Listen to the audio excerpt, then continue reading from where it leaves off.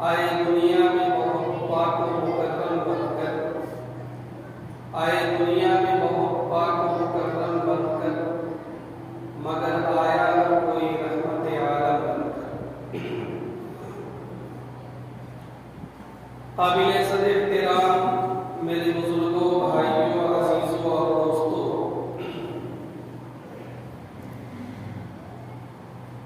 اللہ تعالیٰ نے قرآن پاک کی سب سے پہلی سورت میں اپنی جو سب سے پہلی صفت بیان فرمائی ہے وہ ہے رب العالمین۔ اللہ کی ذات رب العالمین ہے۔ قرآن پاک ہی میں اللہ سبحانہ و تعالی نے حضور پاک صلی اللہ علیہ وسلم کو بہت سارے القاب سے نوازا۔ کہیں بشیر بتایا، کہیں نذیر بتایا، کہیں سراج منیر بتایا، کہیں شاہد بتایا، کہیں کچھ اور بتایا۔ لیکن ایک جگہ اللہ تعالیٰ نے حضور پاک صلی اللہ علیہ وسلم کو جس لقب سے نوازا وہ یہ کہ آپ رحمت للعالمین، وما ارسلناک الا رحمتا للعالمین۔ اللہ کی ذات رب العالمین اور رسول اللہ کی ذات رحمت للعالمین۔ یہی قرآن ہے جو ہم سب لوگوں کے لیے ہدایت نامہ ہے۔ اس قرآن کے بھی بہت سارے القاب خود قرآن پاک میں ذکر کیے گئے۔ کہیں کہا گیا ذالک الکتاب لا ریب فیہ، کہیں کہا گیا تنزیل من رب العالمین، کہیں کہا گیا لا یأتیہ الباطل من بین یدیہ ولا من خلفہ۔ خود قرآن پاک کی صفت میں بہت سارے الفاظ ذکر کیے گئے۔ انہی میں سے ایک صفت قرآن پاک کی یہ ہے کہ ان ہوا الا ذکر للعالمین، کہ یہ قرآن تمام عالمین کے لیے ذکر ہے اور نصیحت ہے۔ اللہ کی ذات رب العالمین، رسول اللہ کی ذات رحمت للعالمین، قرآن پاک ذکر للعالمین۔ اور تھوڑا آگے چلیے، وہ کعبہ مقدسہ جو تمام دنیا میں بسنے والے مسلمانوں کا مرکز ہے اور قبلہ ہے۔ تمام دنیا کے مسلمان جب بھی نماز ادا کرتے ہیں اسی پاک گھر کی طرف رخ کرتے ہیں۔ اس پاک گھر کی بھی کئی صفت اللہ نے قرآن پاک میں بیان فرمائی۔ اس میں سے ایک صفت جو اللہ نے بیان فرمائی ہے وہ یہ ہے کہ یہ کعبہ مقدسہ ہدی للعالمین۔ تو اللہ کی ذات رب العالمین، رسول اللہ کی ذات رحمت للعالمین اور قرآن پاک ذکر للعالمین اور کعبہ مقدسہ ہدی للعالمین۔ ظاہر سی بات ہے کہ ہر ایک موضوع ایسا ہے کہ جس پر مستقل بات کرنے کی ضرورت ہے، لیکن آج انشاءاللہ ارادہ یہ ہے کہ اللہ نے حضور پاک صلی اللہ علیہ وسلم کو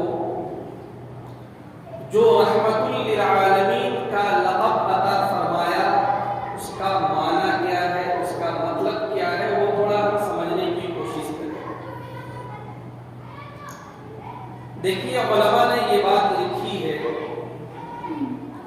کہ جب ہمارے پاس علم ہوگا، کسی کے بارے میں معلومات ہوگی، تو علم کے بعد انسان کے اندر معرفت پیدا ہوتی ہے، اس کی اصل پہچان ہوتی ہے۔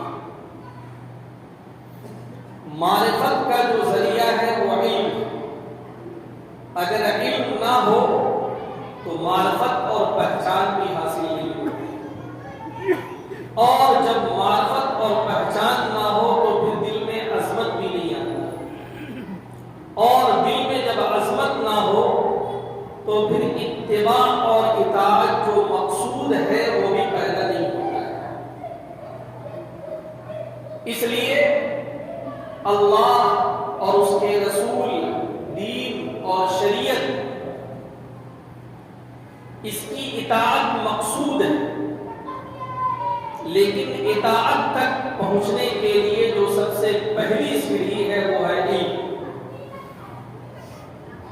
علم کی سیڑھی اور علم کے زینے پر جب ہم قدم رکھیں گے تو اگلا زینہ معرفت ہوگا، معرفت کے زینے پر جب ہم قدم رکھیں گے تو اگلا زینہ عظمت ہوگا، اور عظمت کے زینے پر جب ہم قدم رکھیں گے تو پھر اطاعت اور اتباع کا بھی جذبہ انشاءاللہ ہمارے اندر پیدا ہوگا۔ میرے بزرگوں، میں نے یہ عرض کیا کہ اللہ کے رسول صلی اللہ علیہ وسلم کی ذات اقدس وہ رحمت للعالمین ہے۔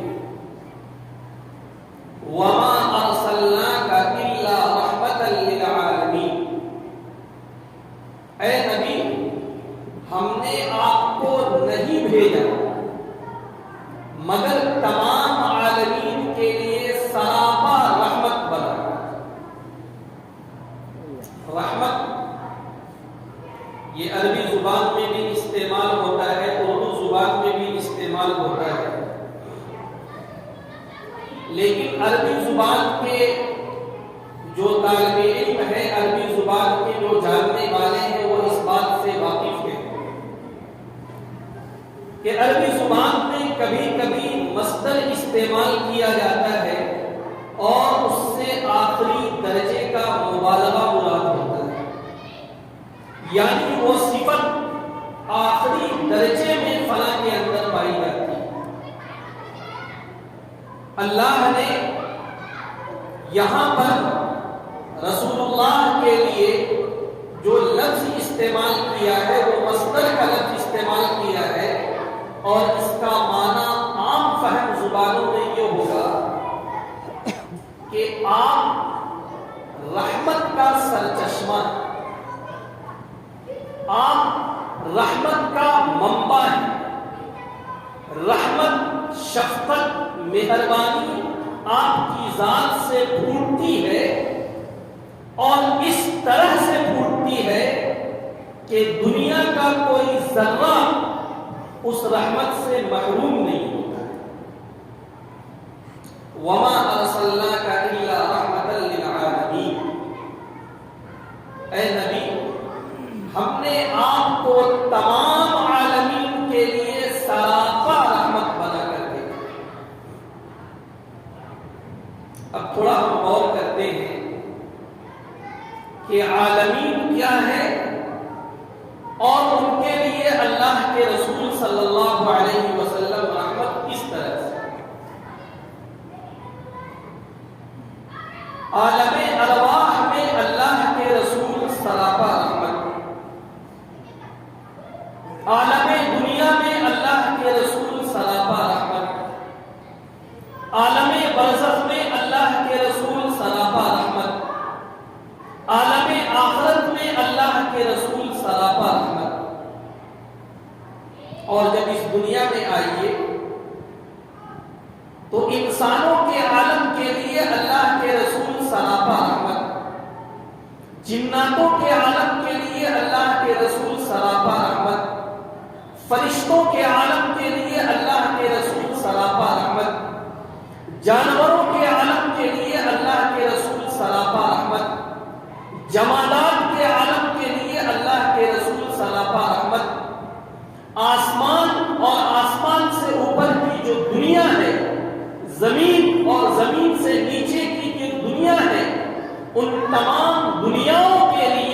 اللہ کے رسول سراپا رحمت، وما ارسلناک الا رحمتا للعالمین۔ ایک سوال ہمارے ذہن میں پیدا ہو سکتا ہے، انسانوں کے لیے اللہ کے رسول کا رحمت ہونا سمجھ میں آتا ہے، جناتوں کے لیے اللہ کے رسول کا رحمت ہونا بھی سمجھ میں آتا ہے، فرشتوں کے لیے، یہ شجر و حجر کے لیے، یہ آسمان اور زمین کے لیے، یہ پہاڑوں اور دریاؤں کے لیے، کس اعتبار سے؟ علماء نے اس پہ بڑی لمبی چوڑی بحث کی ہے، لیکن ایک دو موٹی موٹی باتیں میں آپ کے سامنے عرض کروں کہ اللہ کے رسول صلی اللہ علیہ وسلم تمام عالم کے لیے سراپا رحمت اس اعتبار سے کہ یہ جو آسمان ہے، یہ جو زمین ہے، یہ جو بادل ہے، یہ جو سورج ہے، یہ جو چاند ہے، یہ جو ستارے ہیں، یہ جو سیارے ہیں، اور اس کے درمیان میں جو بہت ساری اللہ کی مخلوقات ہیں، ان کو اگر پیدا کیا گیا ہے، ان کو اگر وجود عطا کیا گیا ہے، تو وہ اللہ کے رسول کی برکت سے۔ ایک جملہ نقل کیا جاتا ہے اور اس کے بارے میں علماء کے یہاں تھوڑا کلام بھی ہے، اس پہ علماء بحث بھی کرتے ہیں کہ وہ بات اور وہ جملہ کس درجے میں صحیح ہے، لیکن بہرحال وہ جملہ یہ ہے، لولا لما خلقت الافلاک، اللہ گویا کہ حضور کو مخاطب کر کے فرما رہا ہے کہ اے اللہ کے رسول، اگر آپ نہ ہوتے میں افلاک کو، میں آسمانوں کو، میں زمینوں کو، میں دیگر چیزوں کو پیدا نہیں کرتا۔ تھوڑی دیر کے لیے یہ جملہ کہاں تک صحیح ہے نہیں ہے وہ ایک الگ مسئلہ، لیکن علماء کا اس بات پر اتفاق ہے کہ کائنات کو جو وجود بخشا گیا، آسمان کو آسمان، زمین کو زمین، انسانوں کو انسان، جناتوں کو جنات، شجر و حجر کو شجر و حجر، جو بنایا گیا وہ اللہ کے رسول کی ذات کے صدقے، اللہ کے رسول کی برکت سے۔ یہ اتفاق ہے تمام علماء کرام کا اس بات۔ یہ جو میں نے عرض کیا کہ انسانوں کے لیے اللہ کے رسول کا رحمت ہونا سمجھ میں آتا ہے، کیونکہ اللہ کے رسول کے ذریعے سے انسانوں کو جو ایک ہدایت ملی، انسانوں کو جو ایک نظام ملا، انسانوں کو جو طرز زندگی ملی، انسانوں کو جو ہدایت نامہ ملا، یقیناً اگر وہ نہ ملتا تو یہ انسان سراسر گمراہی میں ہوتا۔ انسانوں کے لیے سر تا پا اللہ کے رسول رحمت ہے، لیکن یہ بات بھی یاد رکھی جائے کہ اس کے علاوہ بھی جو مخلوقات ہیں ان تمام کے لیے بھی اللہ کے رسول سر تا پا رحمت ہے۔ اور اس کی وجہ کیا؟ کہ تمام مخلوقات کو جو وجود عطا کیا گیا اللہ کے رسول کی برکت سے۔ بات سمجھ میں آ رہی ہے؟ جی۔ ایک اور بات ذہن میں رکھیں کہ انسانوں اور جناتوں کے علاوہ جو مخلوقات ہیں ان کے لیے اللہ کے رسول رحمت کیسے؟ ہم یہ سمجھتے ہیں کہ یہ جو احساس، یہ جو شعور اور یہ جو سینس ہے انسانوں کے اندر ہے یا بہت زیادہ ہوا جانوروں کے اندر ہے، ایسا نہیں۔ آج کی سائنس یہ کہہ رہی کہ دنیا میں جو بھی مخلوق ہے، دنیا میں جو بھی چیز ہے، ہر ایک کے اندر ایک سینس اللہ نے رکھا ہے۔ آج کی سائنس اس کو ثابت کر رہی ہے، اگرچہ ہمیں سمجھ میں نہ آئے، لیکن ہر چیز کے اندر اللہ نے ایک سینس رکھا ہے۔ اب ایک میں مثال دوں جو عام طور سے ہمارے سامنے وہ مثال پیش آتی ہے۔ آپ نے دیکھا ہوگا کہ آپ اگر کہیں پر پودا لگائیں اور اتفاق سے اس پودے کے سامنے کوئی گھر بنا دیا جائے، وہ پودا جب بڑھتا ہے، جب وہ دیکھتا ہے کہ اوپر جانے کی جگہ نہیں ہے، تو وہ تھوڑا سا ٹیڑھا ہو کے اپنا راستہ بدل لیتا ہے، اور وہ تھوڑا سا کج ہو کے اور چھت اور دیوار کو چھوڑتے ہوئے بلندی کی طرف چلا جاتا ہے۔ اس پیڑ کے اندر یہ سینس کہ اب ہمیں سیدھا نہیں جانا ہے، تھوڑا سا ٹیڑھا ہو کے اور اس کے بعد اوپر کی طرف جانا ہے، یہ کس نے رکھا؟ یہ اللہ نے رکھا۔ میں یہ کہہ رہا ہوں کہ آج کی سائنس بھی اس بات کو مانتی ہے کہ پیڑ پودوں میں جنہیں ہم بے جان سمجھتے ہیں، ان کے اندر بھی اثرات ہوتے ہیں، ماحول کے اثرات کو وہ قبول کرتے ہیں۔ ایک بات میں آپ کے سامنے عرض کروں، بہت پہلے جو ہے مطالعے سے یہ بات گزری تھی۔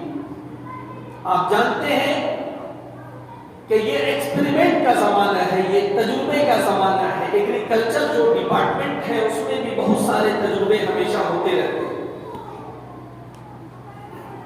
ایک تجربہ کیا گیا اور وہ تجربہ یہ کیا گیا کہ کہیں پر کھیتی لگائی گئی اور کھیتی کے لیے جو بھی ضروری سامان ہوتے ہیں اس کا سارا انتظام کیا گیا۔ اس کے بعد ایک جگہ جو ہے پیڑ پودوں کے سامنے سونگ کا، کچھ میوزک کا انتظام کیا گیا، اور دوسری جگہ جو ہے اس طرح کا انتظام نہیں تھا۔ جب فصل تیار ہوئی تو دونوں کے نتیجے میں خاصا فرق تھا۔ اب یہ ہمارا موضوع نہیں ہے، لیکن اس لائن کے جو ماہرین ہیں ان کا کہنا یہ ہے کہ ادھر کے پیڑ پودوں نے میوزک کے اثرات اپنے اندر لی۔ میں صرف یہ عرض کرنا چاہتا ہوں کہ ہم جس کو بے جان سمجھتے ہیں اس کے اندر بھی اللہ نے ایک سینس رکھا ہے، اور باہر کی چیزوں کے اثرات کو وہ قبول کرتے ہیں۔ اب اگر اس پس منظر میں یہ بات کروں کہ اللہ کے رسول صلی اللہ علیہ وسلم ابتدائی زمانے میں جب خطبہ دیا کرتے تھے تو ایک لکڑی کا سہارا لے کر آپ خطبہ دیا کرتے تھے۔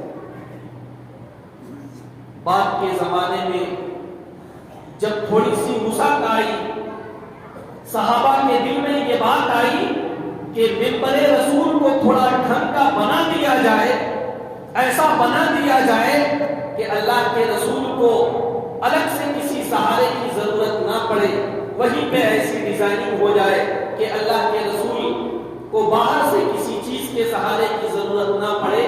بہرحال وہ جو لکڑی اور وہ جو ستون جس کو اللہ کے رسول سہارے کے طور پر استعمال کرتے تھے، اس کو ایک طرف کر دیا گیا اور ممبر بنا دیا گیا۔ جمعہ کا موقع آیا، اللہ کے رسول صلی اللہ علیہ وسلم جب خطبے کے لیے کھڑے ہوئے تو رونے کی آواز آنے لگی۔ اللہ کے رسول نے غور فرمایا کہ کون رو رہا ہے۔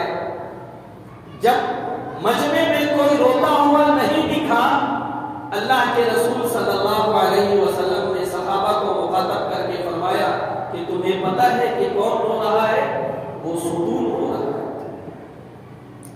اللہ کے رسول سے جدا جدائی کے غم میں، اللہ کے رسول سے فراق کے غم میں وہ سکون رو رہا تھا کہ ہمیں کل تک اللہ کے رسول کی خدمت کا موقع ملا ہوا تھا، آج میں دور کر دیا گیا۔ آج بھی جو حضرات حج کے لیے جاتے ہیں ان سے آپ پوچھئے، مسجد نبوی میں باقاعدہ ایک ستون ہے، اس ستون کا نام ستون حنانہ ہے۔ جی، تو میں یہ عرض کر رہا تھا کہ انسانوں اور جانوروں کے علاوہ جو بھی مخلوقات اللہ نے پیدا کیا ہے ان تمام کے اندر اللہ نے ایک طرح کا سینس رکھا ہے، ایک طرح کا احساس رکھا ہے۔ اب آئیے اس نقطے پر کہ اللہ کے رسول سراپا رحمت کیسے ہیں ان بے جان چیزوں کے لیے۔ علماء نے فرمایا کہ زمین کے جس حصے پر جب اطاعت کی جاتی ہے، جب کوئی نیک عمل کیا جاتا ہے تو زمین کا وہ حصہ اللہ کا شکر ادا کرتا ہے اور زمین کا وہ حصہ خوش ہوتا ہے۔ لیکن زمین کے کسی حصے پر اگر نافرمانی کی جاتی ہے، زمین کے کسی حصے پر اگر برائی کی جاتی ہے تو زمین کا وہ حصہ غمگین ہوتا ہے، زمین کا وہ حصہ دکھ محسوس کرتا ہے۔ اسی طرح آپ دیگر چیزوں کو بھی قیاس کرتے ہوئے چلے جائیے، اور اس کے بعد علماء کا یہ بیان ہے کہ تھوڑا ہمیں غور کرنا چاہیے کہ اس کائنات میں نیکیوں کو جو فروغ ملا ہے، نیک کاموں کو جو فروغ ملا ہے، وہ کس کے ذریعے سے ملا؟ وہ اللہ کے رسول کے ذریعے سے ملا۔ اللہ کے رسول کی بعثت اگر نہ ہوتی، لوگوں کو ہدایت نہ ملتی، لوگوں کو اگر ہدایت نہ ملتی تو لوگ نیک کام نہ کرتے، لوگ نیک کام نہ کرتے تو اللہ کی یہ جو مخلوقات نیک کام سے سکون محسوس کرتی ہے، فرحت اور انبساط محسوس کرتی ہے، یہ جذبہ ان کو نہیں ہوتا۔ علماء نے آگے بڑھ کے یہ بھی فرمایا کہ سورج جب نکلتا ہے بلا شبہ بلا تفریق وہ اطاعت گزاروں کو بھی روشنی دیتا ہے، وہ نافرمانوں کو بھی روشنی دیتا ہے، وہ مومنوں کو بھی روشنی دیتا ہے، وہ کافروں کو بھی روشنی دیتا ہے۔ لیکن علماء کا یہ بھی بیان ہے کہ جب وہ کسی مومن یا اطاعت گزار کو روشنی دیتا ہے اسے خوشی حاصل ہوتی ہے، لیکن جب کسی کافر اور فاسق اور فاجر کی روشنی اس پر پڑتی ہے اسے تکلیف ہوتی ہے۔ تو اللہ کے رسول جو سراپا رحمت ہے، ایسا نہیں ہے کہ صرف انسانوں کے لیے، جناتوں کے لیے نہیں، بلکہ اللہ کے رسول دنیا کے ایک ایک ذرے کے لیے سراپا رحمت۔ جی، میں نے شروع میں عرض کیا عالم برزخ، عالم دنیا، عالم ارواح، عالم آخر، عالم انسان، عالم جنات، فرشتوں کی دنیا، جانوروں کی دنیا، شجر و حجر کی دنیا، آسمان کی دنیا، زمین کی دنیا، ہر ایک کے لیے اللہ کے رسول سراپا رحمت۔ اب آئیے عالم ارواح سے۔ یہ چار دنیایں ہیں، یہ چار عالم ہیں۔ ہم لوگ جن مرحلوں سے گزرتے ہیں اس اعتبار سے ایک عالم ارواح ہوتی ہے جہاں انسانوں کی روح گویا کہ اسٹاپ کر کے رکھ دی گئی اور اللہ کے حکم کے مطابق وہ عالم دنیا کی طرف منتقل ہوتی ہے۔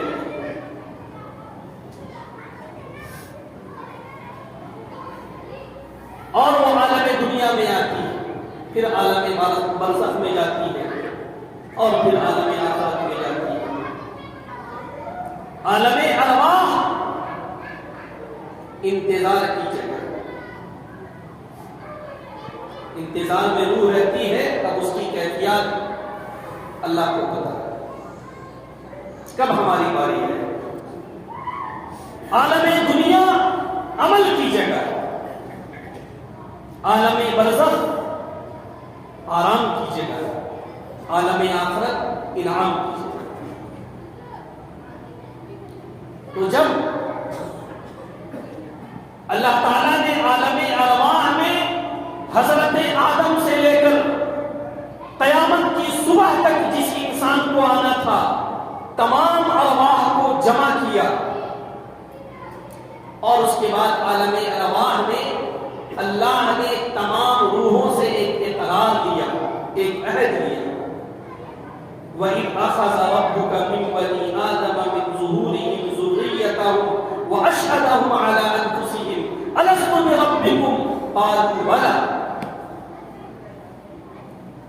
عالم ارواح میں تمام روحوں کو جمع کیا گیا اور اللہ کی طرف سے ایک اعلان ہوا، روحوں کو مخاطب کر کے، انسانی روح کو، الست بربکم، کیا میں تمہارا رب نہیں ہوں؟ قالوا بلا، عالم ارواح میں تمام روحوں نے کہا بلا، کیوں نہیں؟ علماء کا فرمانا ہے کہ سب سے پہلے جس روح مبارک کی زبان سے بلا کا لفظ نکلا ہے اور بقیہ تمام ارواح نے جن کی اتباع کی ہے، سب سے پہلے بلا کا لفظ نکلنے والا وہ اللہ کے رسول کی زبان اطہر، اللہ کے رسول کی روح مبارک۔ گویا کہ بلا کا لفظ اللہ کے رسول کی روح مبارک سے نکلا، تمام عالم ارواح میں روحوں نے بلا کہا، اور اس اعتبار سے اللہ کے یہاں اس نے اقرار کیا، عالم ارواح میں بھی اللہ کے رسول سراپا رحمت تمام ارواح کے۔ عالم دنیا میں اللہ کے رسول سراپا رحمت کیسے ہیں؟ یہ بڑا تفصیلی موضوع، لیکن تھوڑا سا عالم برزخ اور عالم آخرت کی بات پہلے کرنی چاہیے۔ ہم سب جانتے ہیں کہ قبر میں جب ایک مومن لٹا دیا جاتا ہے، بنیادی طور پر 3 سوال اس سے کیے جاتے ہیں۔ تمہارا رب کون؟ تمہارا دین کیا؟ اور اللہ کے رسول کو دکھایا جاتا ہے اور پوچھا جاتا ہے کہ اس شخص کے بارے میں تمہارا کیا خیال ہے؟ ایک زمانہ تھا لوگ اعتراض کرتے تھے کہ بتائیے اللہ کے رسول تو تنے تنہا ہے، مان کے چلیے 1000 لوگ ایک دن میں اگر انتقال کر گئے ایک ہی وقت میں، اور ایک ہی وقت میں تمام لوگوں کا سوال جواب ہو رہا ہے، ہر ایک کی قبر میں اللہ کے رسول کیسے پہنچیں گے؟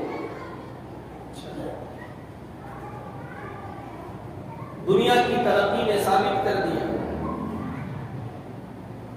اب یہ جو موبائل کا اور صاحب اس کا اور اس کا دور چلا ہے، ایک جگہ کوئی چیز چل رہی ہے، کروڑوں لوگ اس کو دیکھ رہے ہیں۔ اب یہ کوئی مسئلہ ہی نہیں رہا، لیکن کسی زمانے میں یہ مسئلہ تھا۔ تو میں یہ عرض کر رہا تھا کہ اللہ کے رسول عالم برزخ میں رحمت اس اعتبار سے کہ جب کوئی مومن اطاعت کے ساتھ، فرما برداری کے ساتھ زندگی گزار کر جاتا ہے اور تینوں سوالوں کے جواب دے دیتا ہے، اللہ کے رسول کی زیارت کرنے کے بعد وہ یہ کہتا ہے کہ ھذا نبینا، یہ ہمارے نبی ہیں، تو اس کے بعد اس عالم برزخ میں اس کے لیے آرام کا فیصلہ کر دیا جاتا ہے، اس کے لیے جنت کی کھڑکیاں کھول دی جاتی ہیں، گویا کہ اللہ کے رسول کی زیارت مبارکہ ان تمام نیک ارواح کے لیے سراپا۔ اور جب عالم آخرت ہوگی اس دن تمام انسانیت کے لیے اللہ کے رسول کس طرح سے اپنی رحمت اور شفقت کا مظاہرہ فرمائیں گے، میرے بزرگوں اس کا اندازہ نہیں کیا جا سکتا۔ بڑی تفصیل سے احادیث میں باتیں آئی ہیں، لوگ نفسی نفسی کے عالم میں ہوں گے، حساب و کتاب شروع نہیں ہو رہا ہوگا۔ عام انسانوں کی بات چھوڑیے، انبیاء کرام اللہ کے رسول کی خدمت میں آ کر عرض کریں گے کہ اللہ سے التجا کیجیے کہ حساب و کتاب کا مرحلہ شروع ہو۔ بہرحال حضرت عائشہ رضی اللہ عنہا کا بیان ہے کہ ایک موقع پر اللہ کے رسول صلی اللہ علیہ وسلم نے فرمایا کہ اگر کسی کی 3 نابالغ اولادیں فوت ہو جائیں تو وہ تمام اولادیں اس کے لیے قیامت کے دن سفارش کریں گی، شفاعت کریں گی اللہ کے بارگاہ میں۔ حضرت عائشہ رضی اللہ عنہا نے پوچھا کہ اللہ کے رسول اگر کسی کی 2 اولاد انتقال کر گئے تو اس کا کیا ہوگا؟ اللہ کے رسول نے فرمایا کہ اگر کسی کی 2 اولاد انتقال ہو جائے تو وہ دونوں اولاد بھی اس کے حق میں سفارش کرے گی، شفاعت کرے گی۔ پھر حضرت عائشہ نے پوچھا اللہ کے رسول اگر کسی کی 1 اولاد کا انتقال ہو جائے تو اس کا کیا ہوگا؟ اللہ کے رسول نے فرمایا کہ اگر کسی کی 1 اولاد بھی انتقال کر جائے وہ 1 اولاد بھی اس کے حق میں سفارش کرے گی، شفاعت کرے گی۔ پھر حضرت عائشہ نے پوچھا اللہ کے رسول اگر کسی کی 1 بھی اولاد انتقال نہ کرے اس کی شفاعت کون کرے گا؟ اللہ کے رسول نے فرمایا کہ اگر کسی کی کوئی اولاد انتقال نہ کرے اور اس کی کوئی شفاعت کرنے والا نہ ہو، یہ محمد عربی اس کی شفاعت کرے۔ اللہ کے رسول سراپا رحمت عالم آخرت میں بھی۔ ایک بات کہی گئی کہ وہ آخرت کا جب دن ہوگا، حشر کا میدان ہوگا، ایک خاص مقام اللہ کے رسول کے لیے بنایا جائے گا اور اللہ کے رسول سے کہا جائے گا کہ اللہ کے رسول آپ اس میں تشریف رکھیے، لیکن اللہ کے رسول کھڑے رہے۔ اللہ کے رسول سے پوچھا جائے گا کیا بات ہے، یہ مقام آپ کے لیے خاص کیا گیا ہے، یہ خاص نشست آپ کے لیے بنائی گئی ہے، آپ یہاں پہ تشریف کیوں نہیں رکھتے؟ اللہ کے رسول فرمائیں گے مجھے یہ ڈر ہے کہ کہیں میں اس جگہ بیٹھ جاؤں اور مجھے اس مقام سمیت جنت میں پہنچا دیا جائے اور میری امت پیچھے رہ جائے۔ مجھے یہ گوارا نہیں کہ میں اکیلے جنت میں چلا جاؤں اور میری امت حساب و کتاب میں پھنسے۔ شفاعت کبریٰ کا جو مقام دیا گیا ہے وہ اللہ کے رسول صلی اللہ علیہ وسلم کو دیا گیا ہے۔ تو عالم ارواح میں بھی وہ ذات مبارکہ سراپا، عالم دنیا میں بھی وہ ذات مبارکہ سراپا رحمت، عالم برزخ میں بھی وہ ذات مبارکہ سراپا رحمت، عالم آخرت میں بھی وہ ذات مبارکہ سراپا رحمت، عالم انسانیت کے لیے بھی وہ ذات مبارکہ سراپا رحمت، شجر و حجر، جن و انس سب کے لیے وہ ذات سراپا رحمت۔ اب تھوڑا سا فرشتوں کی بھی بات سن لیجیے، فرشتوں کے لیے وہ ذات کیسے سراپا رحمت؟ ایک مرتبہ حضرت جبرائیل امین اور حضور کے درمیان میں بات چیت ہو رہی تھی، موضوع یہی تھا کہ میری ذات تم لوگوں کے لیے کیسے سراپا رحمت؟ تو جبرائیل امین جو کہ فرشتوں کے سردار ہیں انہوں نے ایک بات کہا کہ اللہ کے رسول جب تک آپ کی بعثت نہیں ہوئی تھی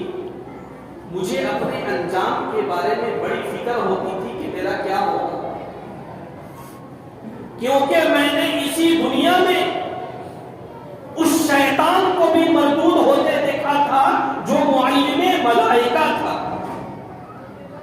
جس کی عبادت کا عالم یہ تھا کہ اس نے زمین و آسمان میں کوئی جگہ چھوڑی نہیں تھی جہاں پہ اس نے سجدہ نہ کیا۔ وہ جب مردود ہو گیا مجھے ڈر لگتا تھا کہ میرا کیا ہوگا، میرا خاتمہ کیسے ہوگا، میرا انجام کیا ہوگا۔ لیکن جب آپ آئے اور آپ کی برکت سے قرآن پاک آیا تو اس قرآن پاک میں میرے بارے میں کہا گیا اِنَّهُ لَقَوْلُ رَسُولٍ كَرِيمٍ ذِي قُوَّةٍ عِنْدَ ذِي الْعَرْشِ مَكِينٍ مُطَاعٍ ثَمَّ أَمِينٍ۔ یہ آیتیں جب اتاری گئی جو کہ میرے بارے میں تھی، اس میں میری تعریف کی گئی، میرے مقام و مرتبے کو بتایا گیا، تو مجھے اطمینان ہو گیا کہ اب میرا انجام بھی بہتر ہوگا، اور اس اعتبار سے آپ کی ذات ہم لوگوں کے لیے سراپا رحمت بن گئی۔ تو میرے بزرگوں، اللہ کے رسول کی ذات مبارکہ تمام عالم کے لیے سراپا رحمت، تمام عالم کے لیے سراپا شفقت، تمام عالم کے لیے سراپا محبت۔ ضرورت اس بات کی ہے کہ اللہ کے رسول کی سیرت کو ہم پڑھیں، اللہ کے رسول کی سیرت کو ہم جانیں۔ دنیا جہان کے لوگوں کی بایوگرافی اور جیونی ہم پڑھتے ہیں اور جانتے ہیں اور بڑے مزے سے پڑھتے ہیں، لیکن اللہ کے رسول کی سیرت کی بنیادی باتیں افسوس کے ساتھ کہنا پڑتا ہے کہ ہمیں معلوم نہیں ہے۔ یہ بڑا افسوس کا مقام ہے۔ اللہ کے رسول ہم لوگوں کے لیے نمونہ بنائے گئے، اللہ کے رسول ہم لوگوں کے لیے اسوہ بنائے گئے۔